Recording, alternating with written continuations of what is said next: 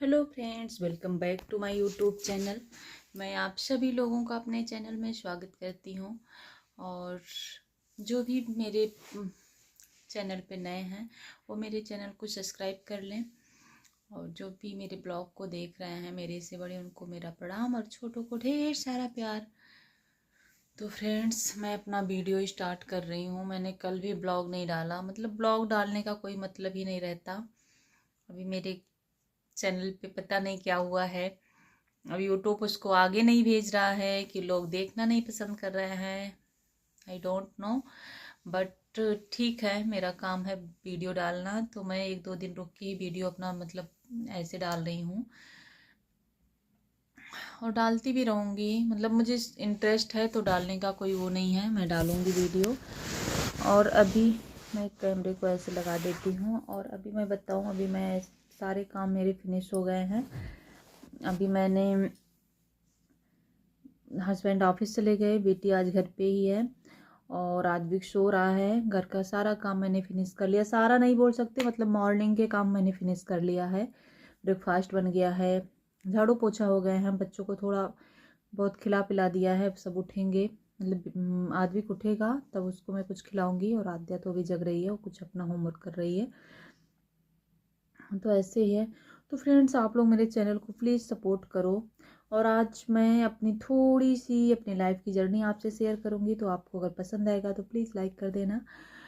तो आज मैं आपको बताने वाली हूँ कि मैं जब मतलब डायरेक्ट मैं बताती हूँ आपको कि मैं वीज़ा लगवाने जा रही थी तो क्या प्रॉब्लम आई थी। एक बिंदी और सिंदूर को लेके कितने इशू बनाए गए थे, वो सारी चीज़ें मैं आपसे शेयर करूँगी। मतलब उस बिंदी और सिंदूर को लेके ना इतने ड्रामे किए एम्बेसी में, इतने ड्रामे किए कि मतलब हमारा फॉर्म वॉर्म सब कैंसिल कर दिए थे। तो ये जो होता है ना इंडिया में, अगर अभी अभी हम बिंदी सिंदूर कहीं नहीं लगाते तो लोग कितना कमेंट करते हैं।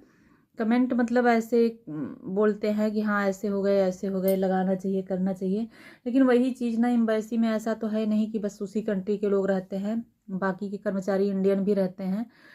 उन्होंने जो इशू बनाया था ना, मतलब क्वेश्चन पे क्वेश्चन, क्वेश्चन पे क्वेश्चन, की मैं थक चुकी थी आंसर दे दे के।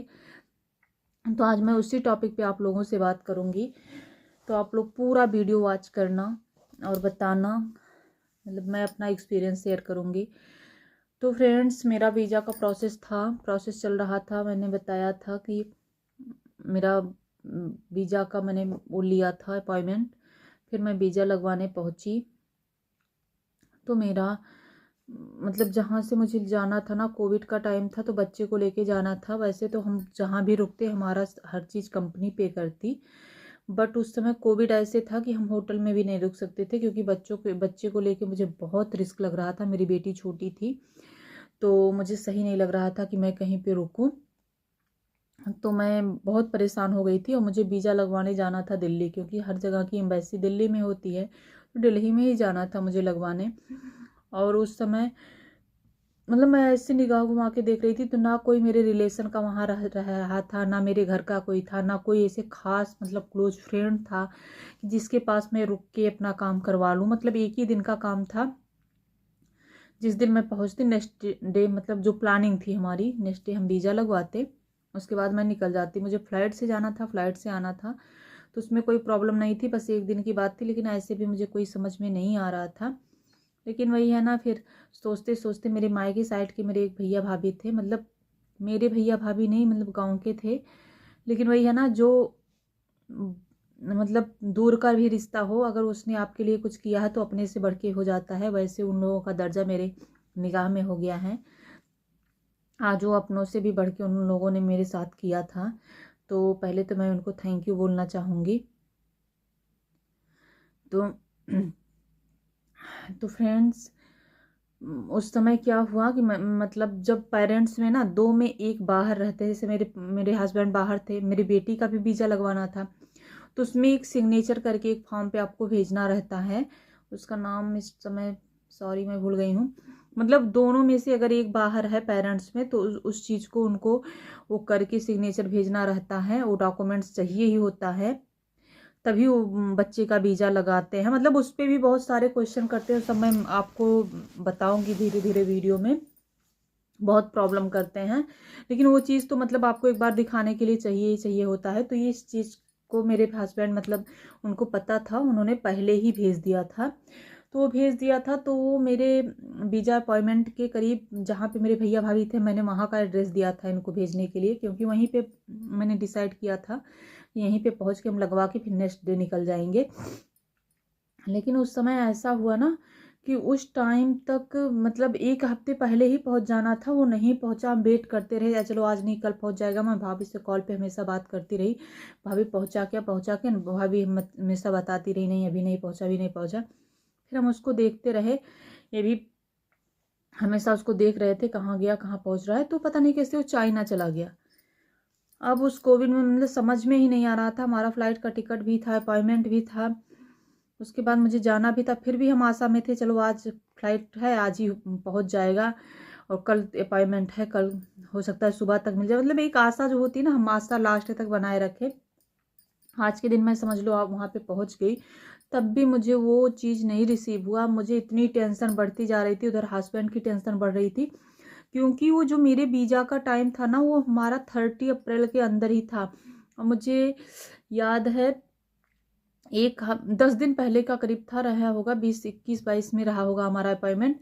तो वो अगर 30 अप्रैल के बाद का टल जाता ना तो फिर नहीं लग पाता, फिर लंबा टाइम खिंच जाता।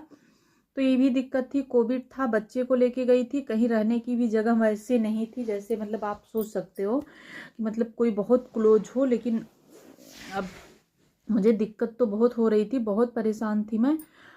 फिर मैंने सोचा चलो कल का अपॉइंटमेंट है, कल सुबह हो सकता है मॉर्निंग में आ जाए, मुझे निकलना था। फिर वो मॉर्निंग में नहीं आके फिर मैं वेट करती रही, मुझे 8 बजे निकलना था, तब तक नहीं आया। फिर वो जैसे टाइम मेरे वीज़ा का टाइम 9:30 का अपॉइंटमेंट था, तो वो आया, मुझे रिसीव हुआ 11 बजे। अब तो मेरी होश उड़ गई, मेरी हालत एकदम ख़राब हो गई, मुझे कुछ भी समझ में नहीं आ रहा था मैं क्या करूं। मैं नहीं जा पाई, और बस 2 घंटे का देरी हुआ कि वो चीज़ अगर मुझे वही 8 बजे मिल जाता, तब भी भैया की गाड़ी थी, मैं तुरंत वहाँ से निकल जाती और पहुँच जाती।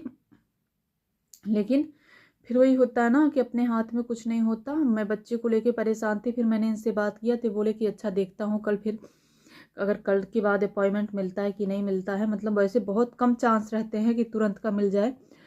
फिर अब मैं मतलब अपने देवर के साथ गई थी, फिर मैं उनके साथ भी रिस्क लेना नहीं चाहती थी, क्योंकि भाई किसी की कैरियर की बात है, किसको कितना दिन रोकूं, कब लगेगा टाइम। तो मैंने उनको भेज दिया, मैं अपनी बेटी के साथ वहाँ पे रुक गई। और इन्होंने ट्राई किया तो कल मतलब ऐसे ट्राई किया तो 1 हफ्ते बाद का मिला। लेकिन वो भी वो टाइम था ना कि अगर उस दिन हर चीज़ सही रहता, लग जाता तो लग जाता, नहीं तो मेरा वीज़ा प्रोसेस बहुत लंबा खिंच जाता, अप्रैल लास्ट हो जाता। उसके बाद कोई डेट नहीं थी, उसके बाद 4 महीने 6 महीने साल भर, मतलब कैसे लगता क्या मिलता। क्योंकि कोविड के टाइम में ना कोई चीज़ मतलब जब जो हो जाए बहुत बड़ी बात थी, क्योंकि डेट भी हर चीज़ की नहीं मिलती थी। मतलब एक तरह से ना एकदम मैं परेशान हो गई थी, मुझे कुछ भी अच्छा नहीं लगता था। भाभी बोले खा लो, मुझे खाने का मन नहीं करता था, एकदम परेशान थी मैं इस चीज़ को लेके। फिर किसी तरह से जब डेट मिला, वो भी 1 हफ्ते के बाद का मिला। आपको पता है उस समय मैं 2 सेट कपड़ा लेके गई थी, एक पहन के गई थी और एक लेके गई थी कि नेक्स्ट डे हमारा वीज़ा का काम हो जाएगा, मैं निकल जाऊंगी। एक मैंने साड़ी एक्स्ट्रा रख ली थी। यह है बच्चे का कपड़ा मैंने 5-6 रख लिया था, क्योंकि बच्चों का लगता ही है तो उसकी दिक्कत नहीं थी मुझे। मतलब ऐसे लगता है ना कि बताओ ऐसे ऐसे भी टाइम लाइफ में आते हैं। मैं वहाँ पे जाके बल्कि अपनी ख़रीदारी थोड़ा बहुत किया था मैंने कपड़े उपड़े का, क्योंकि मेरे पास एकदम नहीं थे। उसी बीच में होली था, मतलब सारी प्लानिंग मैं और भी वीडियो में बताऊंगी क्या क्या था। बीच में भी बहुत सारी दिक्कत आई थी, हमारा प्लान कहाँ का था, अब हस्बैंड वहाँ फंसे हुए थे, मतलब बहुत सारी दिक्कतें मैं सब झेल रही थी। फिर 1 हफ्ते 10 दिन की बात हो गई कि 1 हफ्ते टल गया, 1 हफ्ते बाद का अपॉइंटमेंट मिला है किसी तरीके से। फिर मैंने इनसे बात किया क्या करें। ये बोले कि रुक जाओ, नहीं तो बच्चे को लेके जाओगी फिर आओगी, और फिर पता नहीं अपॉइंटमेंट मिलेगा कि नहीं, देख लो कैसा होता है। तो फिर मैं रुक गई थी वहाँ पे, और रुक गई थी भाभी के यहाँ। फिर नेक्स्ट डे जब मैं मतलब टाइम आया तो मैं गई वहाँ पे वीज़ा लगवाने के लिए एम्बेसी। तो एम्बेसी में मैं गई, और मतलब मैं मेरे ससुराल में ना मैं बड़ी थी, तो मेरे ऊपर मतलब मुझे पहले से ही मुझे अच्छे से घूंघट में मतलब यहाँ तक घूंघट में रहना पड़ता था। बिंदी लगा के, सिंदूर लगा के, प्रॉपर चूड़ियाँ पहन के, मतलब अच्छे तरीके से, जैसे, क्योंकि मेरे यहाँ किसी को नहीं पसंद था। आज वो सारी चीज़ें चेंज हो गई हैं। मैं हर चीज़ वीडियो में नहीं शेयर करूँगी, मैं बताऊँगी धीरे धीरे जब टाइम आएगा। तो फ्रेंड्स, मैंने हमारे यहाँ छठ होती है, मेरी मम्मी ने एक छठ की साड़ी चढ़ाई थी, वो दिया था मुझे, तो मैंने वही साड़ी डाली। मुझे छठ माता पे बहुत विश्वास था, मैं सोच रही थी कोई प्रॉब्लम ना आए, और वो साड़ी पहन के मैं पहुँच गई वीज़ा लगवाने के लिए। फिर वहाँ पे क्या क्या दिक्कत आई, क्या क्या प्रॉब्लम हुआ, किस तरह तरह से बिंदी, सिंदूर और साड़ी को लेके क्या इशू बनाया गया, मैं आपको फ्रेंड्स नेक्स्ट वीडियो में शेयर करूँगी। प्लीज़ आप लोगों से रिक्वेस्ट है, आप लोगों वीडियो ज़रूर देखना। और जो भी मतलब इंडिया से हैं, जो भी किसी भी कंट्री के लिए वीज़ा का प्रोसेस में मतलब चल रहा है या कर रहे हैं या लगवाने जाना है, तो वो वीडियो आपके लिए बहुत हेल्पफुल रहेगी। ज़रूर से आप ज़रूर देख लेना। बहुत प्रॉब्लम आई थी, बहुत ज़्यादा, यहाँ तक मेरा फॉर्म भी कैंसिल हो गया था। तो इसको देखने के लिए या जानने के लिए आपको नेक्स्ट वीडियो देखना पड़ेगा। मिलते हैं आपसे नेक्स्ट वीडियो में, तब तक के लिए बाय बाय।